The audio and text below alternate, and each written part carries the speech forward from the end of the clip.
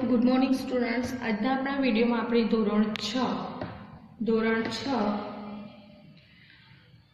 M English grammar अंदर अपने आगे नवो टॉपिक सीखीशू। लास्ट वीडियो में तमे lesson number 4 WH question and exercise जोई गया। हवे आ वीडियो में आपणे जोईशू लेसन धोरण 6 अने एनी अंदर नंबर 2 कॉम्प्रिहेन्शन एनो जे विभाग आवे छे कम्पोजिशन में आपणे डायलॉग राइटिंग जोई गया। कम्पोजिशन नो जे विभाग आवे छे आगळ ग्रामर पछी कम्पोजिशन नो जे पार्ट छे एमां आपणे डायलॉग राइटिंग जोई गया छीए नंबर 1। हवे आपणे एमां बीजो लेसन स्टार्ट करीए छीए नंबर 2 ए छे नॉन वर्बल टेक्स्ट। ओके, हवे स्टार्ट करीए छीए नंबर 2 नॉन वर्बल टेक्स्ट। आमां आपणे शुं आप्युं होय छे तो आपणे आवी रीते बे पार्ट्स आप्या छे जोड़कानी रीते, त्यारबाद आपने जे ग्राफ छे ए रीते आप्युं होय छे। ए सिवाय तमे कोई पेरेग्राफ पण आपी शके छे, एना सिवाय कोई चार्ट पण आपी शके छे। ओके, कोई विजिटिंग कार्ड आपी शके छे के एनो अभ्यास करीने एनी उपरथी आपणे प्रश्नोना जवाब लखवाना रहेशे। तो आपणे जोईए सौथी पहेला शुं छे, आपेली माहितीना आधारे प्रश्नोना जवाब लखो। अहींया प्रश्न छे एनो जवाब छे। जो आपने अहींया हू वेर वाय हाउ वेन आ प्रश्न आप्या छे। आपणे आ सीखी गया कि हू होय तो नाम जणावे, वेर आपणे जग्यानुं नाम आपे छे, वाय कारण दर्शावे, हाउ एटले केवुं छे वस्तु एम दर्शावे छे, वेन समय दर्शावे छे, हाउ मच जथ्थो दर्शावे छे अने हाउ फार ए अंतर दर्शावे छे। तो हू तो अहींया जवाब आप्यो छे नितिन। कोण तो नितिन। वेर एटले क्यां तो मोढेरा। वाय शा माटे तो see the sun temple. How far how नो मतलब थशे केवी रीते तो बस। वेन तो क्यारे तो लास्ट संडे गया रविवारे। How much is the ticket केटला हाउ मच एटले एने प्राइस पूछशे केटला रुपियानी हती तो 80 रुपीस 80 रुपियानी। हाउ फार इज इट केटलुं दूर हतुं तो 60 किलोमीटर एटले के 60 किलोमीटर। એટલે કે આપણે જોઈ શકીએ કે નીતિન મોઢેરા સન ટેમ્પલ જોવા ગયો હતો બસ દ્વારા લાસ્ટ સન્ડે। એની ટિકિટ 80 રૂપિયા હતી અને જ્યાંથી ગયો હતો ત્યાંથી 60 કિલોમીટર દૂર હતું। હવે એનાથી ઉપરથી આપણને પ્રશ્ન જવાબ આપ્યા છે how did Nitin go to Modhera. How did Nitin go to Modhera. હવે અહીંયા હાઉ શોધીશું। હાઉ ક્યાં છે અહીંયા, કેવી રીતે ગયો હતો તો બસ દ્વારા। તો શું લખીશું બાય બસ। અહીંયા ડીડ છે એટલે ગોનું થઈ જશે વેન। તો Nitin went to Modhera by bus. Nitin went to Modhera by bus. Okay, next question જોઈએ કે how far is Modhera. How far એટલે મોઢેરા કેટલું દૂર છે તો હાઉ ફાર ક્યાં છે આ રહ્યું, કેટલું દૂર છે 60 કિલોમીટર। તો આપણે લખીશું Modhera is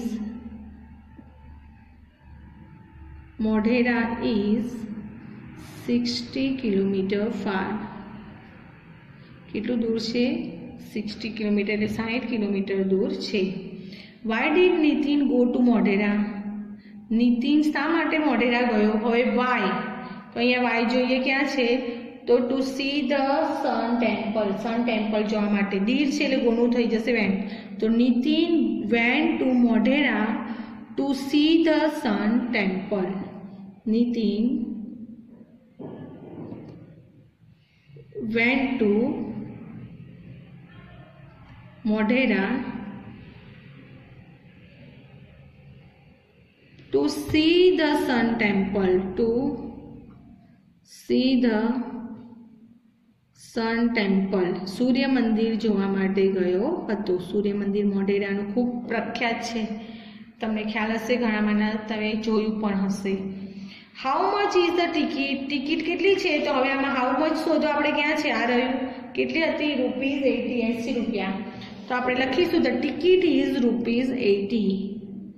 the ticket is rupees 80 કેટલી છે 80 રૂપિયા। નેક્સ્ટ છે when did Nitin go to Modhera. Modhera ક્યારે ગયો? હવે વેન ક્યાં છે? આ રહ્યું. તો લાસ્ટ સન્ડે. અહીંયા ડીડ છે એટલે ગોનું થઈ જશે વેન. તો Nitin went to Modhera last Sunday. Nitin went to Modhera last Sunday. ક્યારે ગયો? લાસ્ટ સન્ડે, ગયા રવિવારે ગયો. હવે નંબર 2 માં આપ્યો છે આપણને ગ્રાફ. શું છે? નંબર 2 માં આપણને ગ્રાફ આપ્યો છે. ગ્રાફની મદદથી પ્રશ્નના જવાબ સોલ્વ કરવાના છે. ગ્રાફ શેનો છે? તો ટેમ્પરેચર દર્શાવે છે, એટલે કે તાપમાન. અલગ અલગ શું છે? માઉન્ટ આબુ, સાપુતારા, માથેરાન, ઉટી અને સિમલા. આ શું છે? આપણા હિલ સ્ટેશન છે, હવા ખાવાના સ્થળો. અને એનું અલગ અલગ તાપમાન આપ્યું છે કે માઉન્ટ આબુનું તો 15°C, સાપુતારાનું 25°C. અહીંયા કેટલું તાપમાન છે? તો 0, 5, 10, 15, 20, 25, 30. અને અહીંયા એનું તાપમાન નામ આપ્યા છે હિલ સ્ટેશનના. માથેરાનનું કેટલું છે? તો 20°C. ઊટીનું અહીંથી જોવાનું આપણે 10°C. અને સિમલાનું 5 અને 10 ની વચ્ચે છે, એટલે 6-7°C જેટલું તાપમાન છે. હવે આમાંથી શું પૂછાઈ શકે કે સૌથી ઓછું તાપમાન કોનું છે, સૌથી વધારે કોનું છે, અથવા તો સાપુતારા કરતાં ઓછું કોનું છે? ઓકે, તો પ્રશ્નો જોઈએ એટલે આપણને વધારે ખ્યાલ આવશે કે કઈ રીતે છે. પહેલું જોઈએ, which hill station has the lowest temperature. Lowest એટલે સૌથી ઓછું. તો સૌથી ઓછું કોનું છે? સિમલાનું. તો આપણે લખીશું કે Simla has the lowest temperature. Simla has the lowest temperature.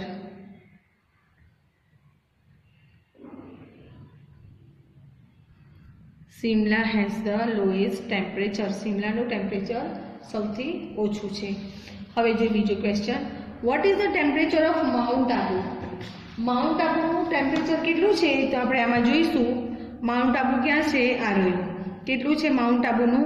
15°C. જો આવી રીતે અંશ અને સેલ્સિયસ એ તાપમાનનો એકમ છે, એટલે એ નિશાની આપણે લખીશું કે the temperature of mount Abu is the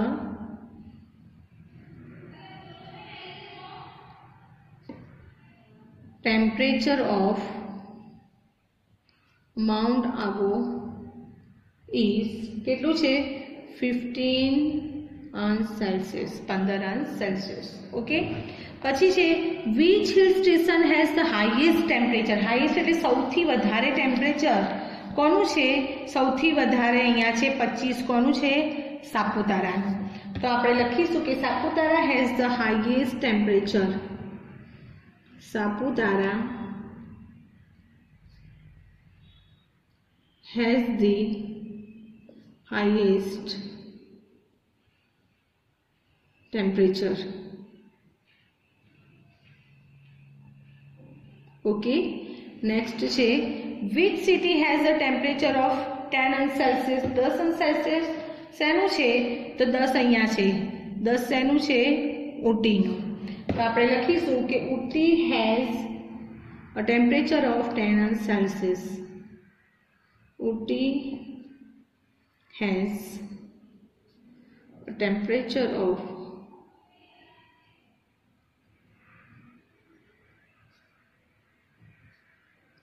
10°C. Okay, next છે what is the temperature of Matheran. માથેરાનનું ટેમ્પરેચર કેટલું છે? તો માથેરાન કેટલું છે? 20 એટલે કે 20°C. તો the temperature of Matheran is, લખીશું કે the temperature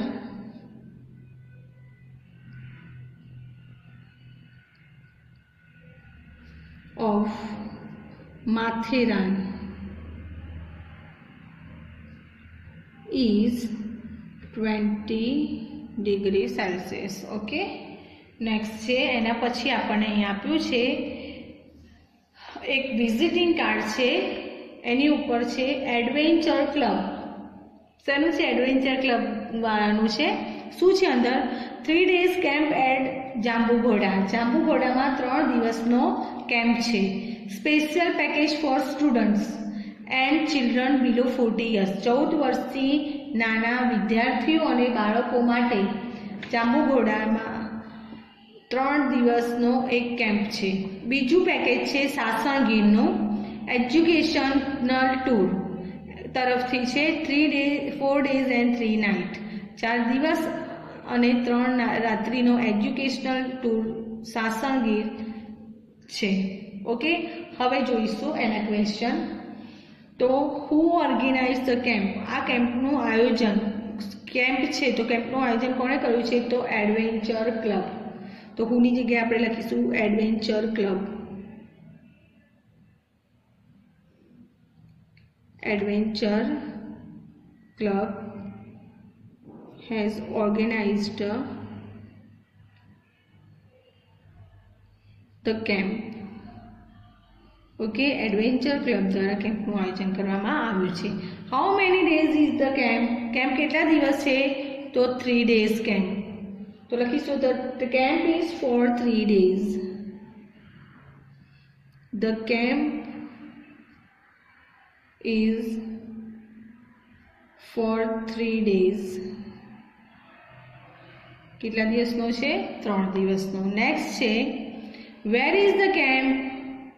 કેમ્પ ક્યાં છે? તો એટ જાંબુઘોડા. તો આપણે લખીશું the camp is at Jambughoda. The camp is at Jambughoda.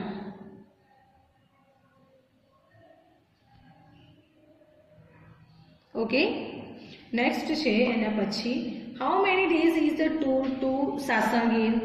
સાસણગીરની tour કેટલા દિવસની છે? હાઉ મેની ડેઝ કેટલા દિવસની છે? તો 3 days and 4 nights. તો લખીશું કે the tour to Sasan Gir is the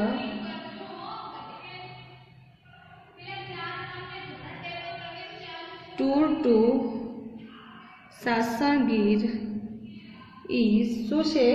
4 days and 3 nights is for 4 days and 3 nights.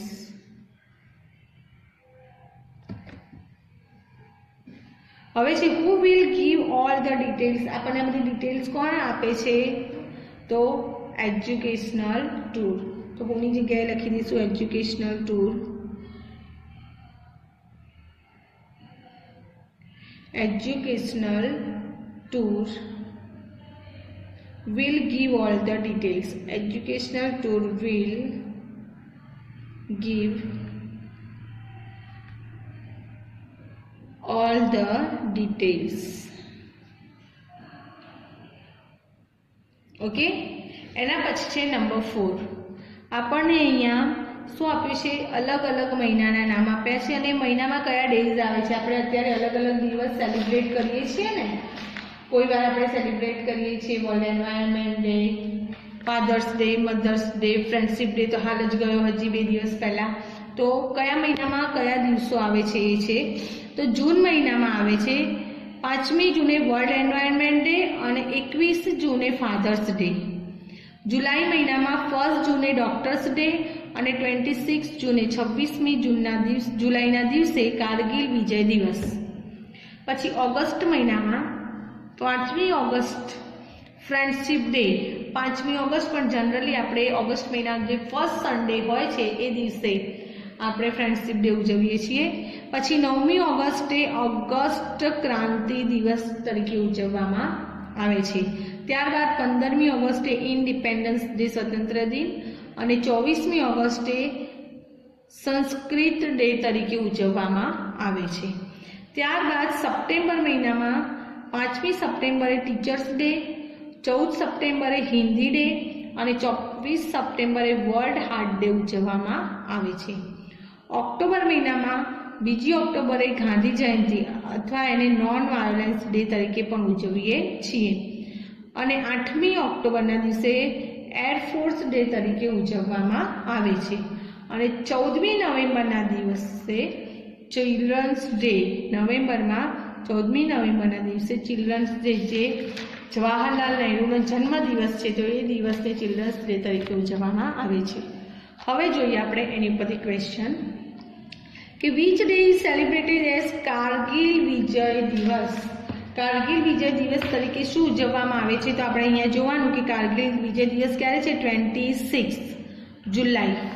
26 જુલાઈ. તો આપણે લખીશું કે 26 જુલાઈ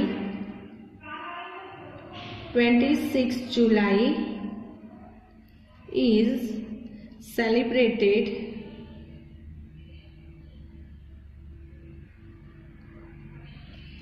as Kargil Vijay Divas. Celebrated as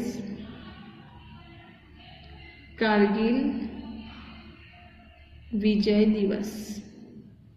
Kargil Vijay દિવસ તરીકે ઉજવવામાં આવે છે. પછી જે when is world environment day, વિશ્વ પર્યાવરણ દિન ક્યારે આવે છે? તો વર્લ્ડ એન્વાયરમેન્ટ ડે પહેલું જ છે આપણું વર્લ્ડ એન્વાયરમેન્ટ ડે 5મી જૂને. ક્યારે આવે છે? 5મી જૂને. તો આપણે બે રીતે લખી શકીએ. એક તો કે the world environment day, the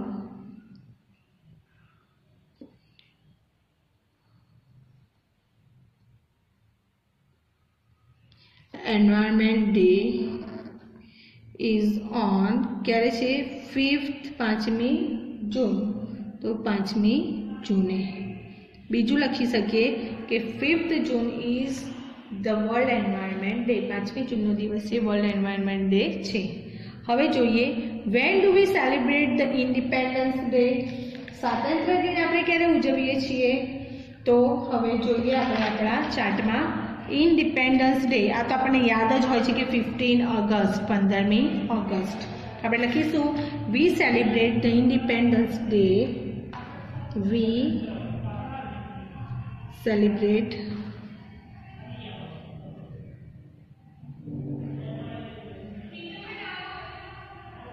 the Independence Day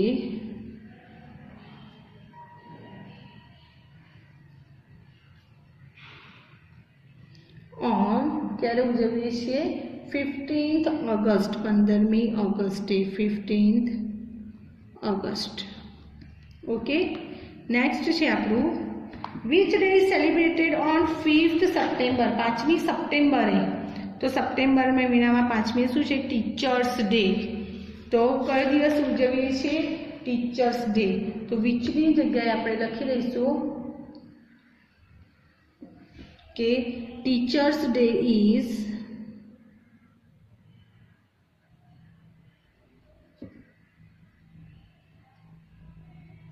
celebrated on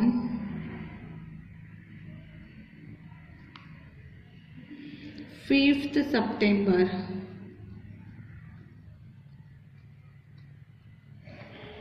अच्छा, બે રીતે પણ લખી શકીએ કે we celebrated teachers day on 5th September.